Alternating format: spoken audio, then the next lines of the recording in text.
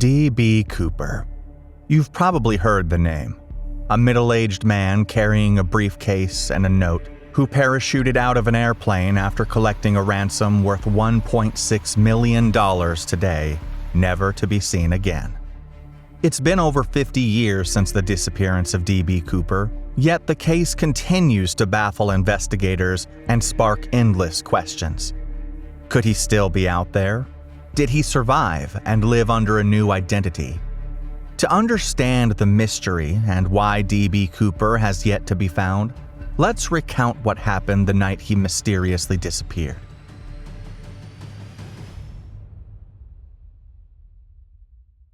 On November 24, 1971, a man carrying a briefcase boarded Northwest Airlines Flight 305, a short trip from Portland to Seattle. Cooper was assigned to seat 18E at the back of the plane. Once seated, he ordered a drink and lit a cigarette. Back in 1971, not only could you smoke on commercial flights, but you could also walk into the airport and buy a ticket at the counter minutes before departure without an ID. There were no security checkpoints, no X-ray machines, and passengers could bring almost anything, including lighters and even knives. In fact, the late 1960s and early 1970s were called the golden age of hijacking. In 1971 alone, there were 15 hijackings in the U.S. At 2:50 p.m., Northwest Orient Airlines Flight 305 took off from Portland International Airport on a routine 30-minute flight to Seattle. About 15 minutes after takeoff, Cooper called over flight attendant Florence Schaffner and handed her an envelope. Inside was a handwritten note claiming he had a bomb. Schaffner later sat beside Cooper as he opened his briefcase. Inside was a large battery with 6 dynamite sticks wrapped around it. Cooper's demands were straightforward: $200,000 in cash, about $1.6 million today, 4 parachutes, and a fuel truck ready to refuel the plane upon landing in Seattle. He later told Schaffner, "All I have to do is attach this wire to this gadget here, and we all be dead." Cooper was methodical in planning his heist, and to pull it off, he boarded a Boeing 727-100. This plane had a quirky feature, a rear exit called an air stair that would prove crucial later that day. So, why 4 parachutes? Well, it's simple: to make sure he wouldn't be handed a decoy. By doing this, he cleverly made authorities think he was taking hostages, giving him leverage and a better shot at a clean getaway. Florence Schaffner relayed Cooper's message to the cockpit and was later replaced by flight attendant Tina Mucklow, who remained by Cooper's side. Using a phone at the rear of the plane, Mucklow served as the intermediary between Cooper and Captain William Scott for the rest of the hijacking. For nearly 2 hours, Flight 305 circled over Seattle while authorities rushed to meet Cooper's demands. The ground team assembled the parachutes, sourced locally from a skydiving school and a stunt pilot, and prepared 10,000 $20 bills, which were photographed and held ready. These bills were marked with serial numbers, with the FBI hoping they could track them if they ever resurfaced. At 5:45 p.m., more than 2 hours behind schedule, Flight 305 finally landed in Seattle. At the airport, snipers were watching the plane. Cooper later demanded that all the window blinds be shut. Tina Mucklow later came out, and FBI officials handed her the ransom money and the 4 parachutes. Once Cooper confirmed he had received everything, he released all 36 passengers. 4 crew members remained on board, aware of the hijacking, as Cooper prepared for the next stage of his escape.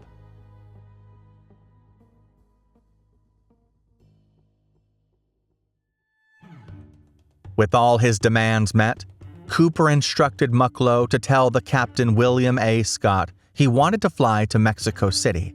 However, he outlined several unusual flight conditions. Fly at a speed of 250 miles per hour, 400 kilometers per hour, keep the landing gear down, set the wing flaps at 15 degrees, maintain an altitude of 10,000 feet, 3,000 meters, keep the rear-aft stairway extended during flight. Two of Cooper's demands could not be met. The 727 was incapable of reaching Mexico City under the specified low-altitude, low-speed conditions. Therefore, a refueling stop was arranged in Reno, Nevada. Likewise, the aircraft could not take off with the rear air stair extended. Cooper accepted retracting the stairs, provided that stewardess Tina Mucklow stayed with him in the cabin and showed him how to lower them once airborne. After a nearly 2-hour delay due to refueling complications, Flight 305 took off again at 7:36 p.m. Less than 5 minutes later, Cooper instructed Mucklow to return to the cockpit. Mucklow joined the rest of the crew and locked the cockpit door behind her.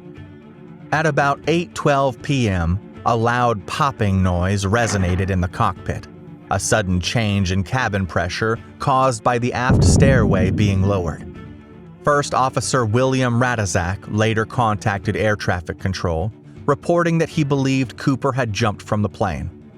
At about 8:45 p.m., the aircraft landed safely in Reno. The crew cautiously searched the cabin. However, Cooper was nowhere to be found.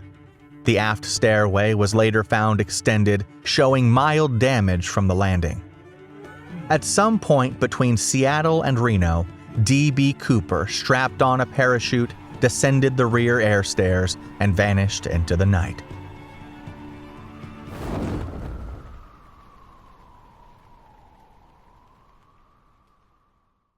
As soon as it became clear that Cooper was no longer on board, dozens of FBI agents swarmed the aircraft, only to discover a disappointing lack of physical evidence. 8 cigarette butts, a black clip-on tie, and 2 of the 4 parachutes. The ransom money and his briefcase, which contained the bomb, were missing. The FBI immediately began searching in the presumed area where Cooper bailed out of the plane, using the description from the passengers and the flight attendants who interacted with Cooper. White, middle-aged, male. Dark brown or black hair combed straight back. Brown eyes, dark business suit, white shirt, narrow black tie with tie clip. Wearing dark glasses. Using these characteristics, FBI sketch artist Roy Rose later drew Composite A, commonly known as the Bing Crosby sketch. The sketch was primarily based on the accounts of 3 flight attendants. As soon as the world got wind of the story, Cooper quickly became American folk legend. This is Carl. Carl, when did you do this, Carl? 2 years ago. The hijacker's alias, D.B. Cooper, was actually created by the press. The name he used on the boarding pass he purchased in Portland was Dan Cooper. However, due to a reporting error that spread quickly, the name D.B. Cooper became widely used and remains the one associated with the case to this day. The FBI already knew when Cooper jumped. However, they still didn't know exactly where. Before launching a manhunt, they needed to roughly pinpoint his landing spot. That was easier said than done, as none of the 4 crew members saw the jump, nor did the 2 military jets that had escorted the plane from Seattle to Reno. But that wasn't surprising. It was a moonless, cloudy night. Although Cooper had requested a very specific set of flight conditions, he never indicated a route. In fact, he became very impatient with the slow refueling in Seattle that Cooper dismissed the captain's request to file a flight plan, telling him simply to get the show on the road. Left without instructions, the captain followed a standard flight path known as Victor 23. Based on the aircraft's speed and the time Cooper jumped, investigators calculated the most probable landing area to be about 25 miles, 40 kilometers, north of Portland, Oregon, in an area known as the Dark Divide.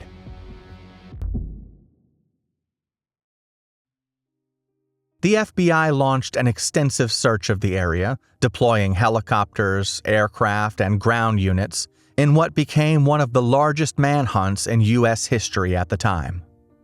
The dense forests, vast wilderness, and low temperatures quickly complicated search efforts. Despite this massive operation, not a single trace of Cooper, nor the ransom money or the briefcase was ever found. Nothing would be found for 9 years, until February 10, 1980, when a 9-year-old boy, Brian Ingram, was building a campfire on a small beach along the Columbia River in southern Washington.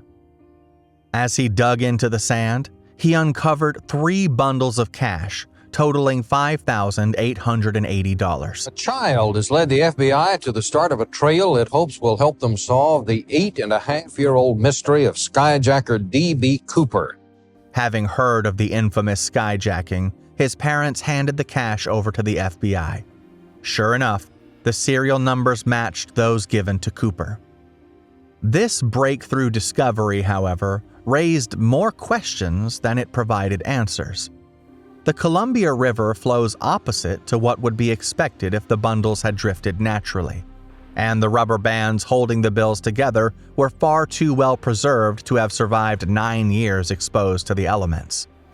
These factors have led investigators to conclude that the bundles were likely deliberately buried, either by Cooper himself or by someone else, and no natural explanation has been found. Tina Bar and the surrounding area were later thoroughly searched, yet no trace of D.B. Cooper or the remaining ransom money was ever found. From the start, many assumed D.B. Cooper did not survive his jump, given the frigid, rainy conditions, low visibility, and his ill-suited clothing. Although Cooper knew aircraft and parachuting basics, his lack of proper gear showed a mix of planning and improvisation. Despite careful measures to conceal his identity and secure the ransom, he jumped into a snow-covered forest carrying over 20 pounds of cash. No missing persons report matched him, suggesting he may have quietly resumed life if he survived. Assuming Cooper may have survived, the FBI quickly narrowed down potential suspects. The first main suspect investigated was Richard McCoy. McCoy was an expert military parachutist who also hijacked a Boeing 727 and jumped while the plane was still in flight, just 5 months after D.B. Cooper's disappearance. However, that is where the similarity to Cooper ended. Unlike Cooper, he came over-prepared with a helmet, jumpsuit, detailed flight plan, and fake weapons. After parachuting over Utah, he was later arrested and sentenced to 45 years, dying 2 years later in a prison escape attempt. After taking a closer look at McCoy, flight attendants confirmed he was not Cooper.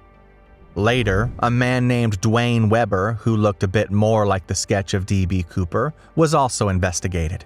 He was a career criminal, and shortly before his death, allegedly told his wife, "I have a secret to tell you. I'm Dan Cooper." His widow recalled finding a bank bag like the one used in the hijacking. He had even visited the Tina Bar area in 1979, a year before Cooper's money was discovered. Weber matched Cooper's physical description and was 47 in 1971. However, his fingerprints and DNA did not match evidence recovered from the aircraft. Barb Dayton, formerly known as Bob Dayton, was briefly considered a suspect in the D.B. Cooper case. She had undergone a sex change operation years earlier. Bob had military and parachute training. However, no further connection could be made between her and the events that unfolded. Decades later, in 2003, Ken Christensen became a suspect after his brother noted similarities to D.B. Cooper. Christensen had served as a paratrooper in World War II and worked for Northwest Orient. He was 45 at the time of the hijacking and left-handed, matching some details of Cooper. Shortly before his death, he allegedly hinted to his brother that he knew a secret, and his family later found over $200,000 in his bank accounts. Flight attendant Florence Schaffner thought he resembled Cooper. However, discrepancies, including his shorter stature, lighter build, and the source of the money from a land sale cast doubt on his involvement. Around the same time, a man named Ron Carlson claimed to have met D.B. Cooper in the 1980s, identifying him as his cocaine supplier who went by the name Dick Briggs. Briggs was a Portland car dealer and con man, known for bragging and telling wild stories. During a dinner in 1980, Briggs allegedly told Carlson that he was D.B. Cooper. Carlson laughed it off, but Briggs then pointed to a couple in the room and said, "That couple right there will eventually find my money." Just 3 days later, Howard Ingram, the man in the bar, and his son discovered some of the ransom money along the shoreline of the Columbia River, with serial numbers matching those given to Cooper. Further investigations were done on Dick Briggs, and many details didn't add up. Apparently, he lacked true military training, as he was just a part-time weekend warrior for the Air Force. He also did not match Cooper's description, as he was described as a short and stocky man. Carlson felt a bit embarrassed, as he believed for over 40 years that Briggs was actually D.B. Cooper. Although Dick Briggs was ruled out as a suspect, investigators turned their attention to his inner circle for potential leads. One of Briggs's friends was a man by the name of Robert Rackstraw, who became the closest suspect of interest.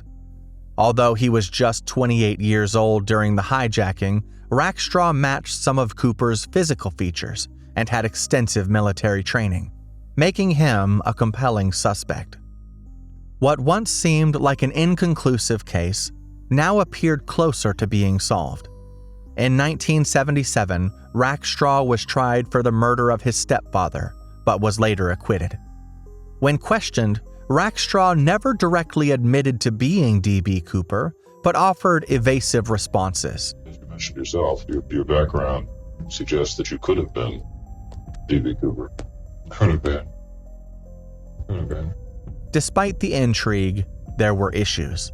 Rackstraw had light-colored eyes, while witnesses said Cooper's were dark. Rackstraw was tried, however, no evidence was found tying him to the events. Although Rackstraw was officially ruled out as a suspect, investigators continued probing possible ties between him and D.B. Cooper. His military expertise, unusual skills, and history of covert operations sparked speculation that he might have had connections to the CIA.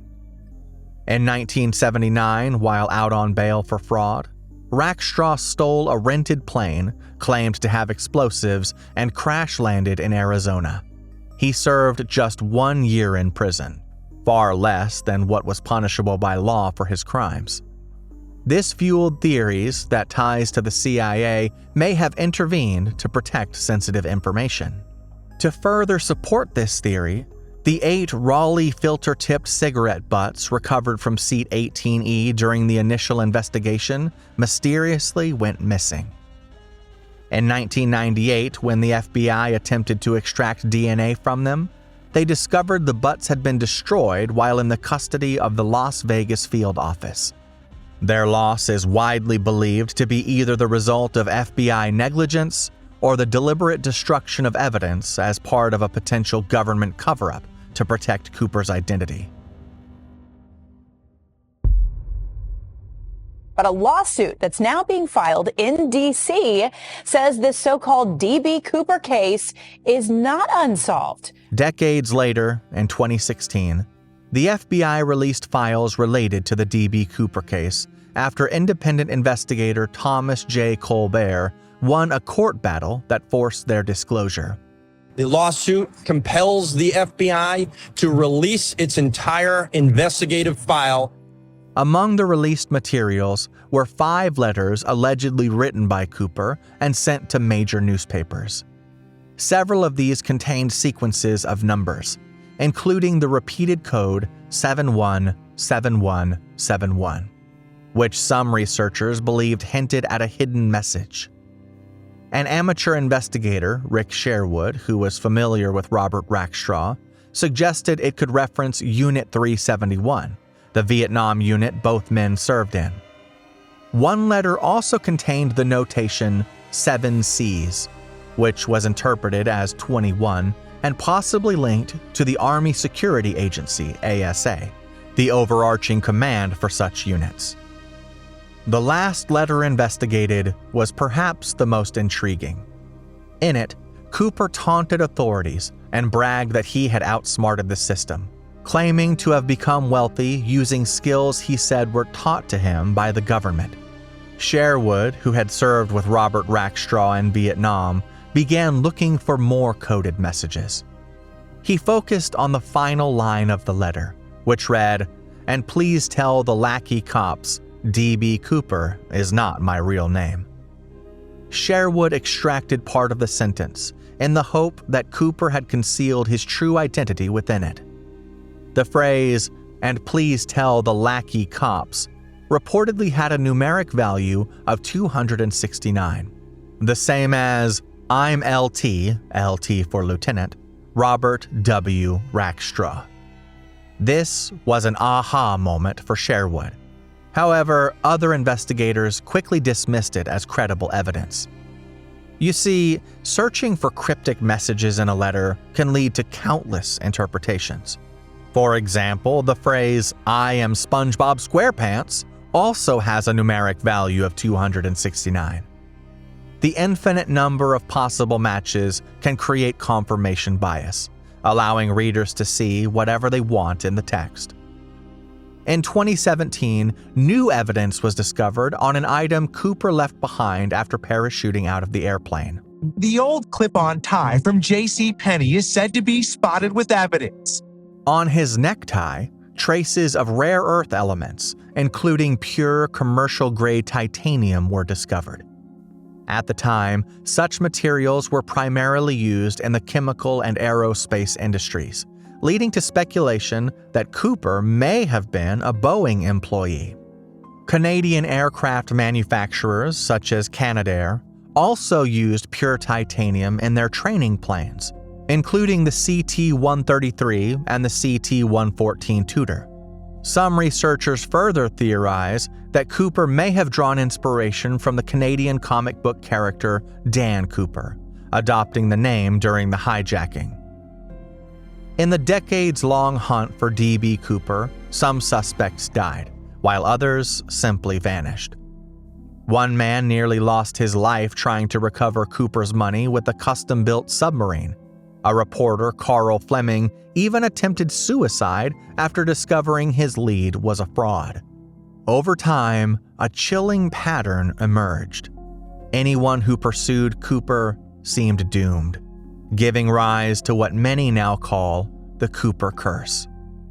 Despite this chilling pattern, new investigations continue, even after the case was officially closed in 2016. In July 2025, the FBI released 398 pages of previously classified files, revealing new suspect leads, forensic analysis of Cooper's tie, and details about a suspect in a wheelchair. These documents shed light on the extensive search efforts and numerous theories that have emerged over the years. As of now, the identity and whereabouts of D.B. Cooper after his daring jump in 1971 remain unknown. Whether he still lives among us is a mystery that may never be solved. We'll have to wait and see if new evidence emerges that can bring us closer to uncovering the truth. Do you think Cooper survived the jump? Let us know in the comments below.